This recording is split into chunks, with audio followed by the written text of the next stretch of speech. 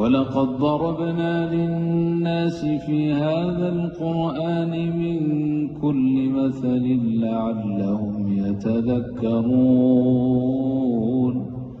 قرآنا عربيا غير ذي عوج لعلهم يتقون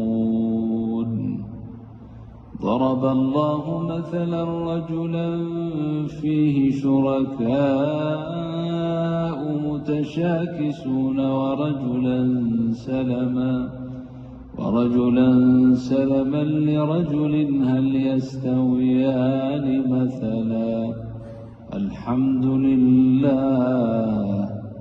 بل أكثرهم لا يعلمون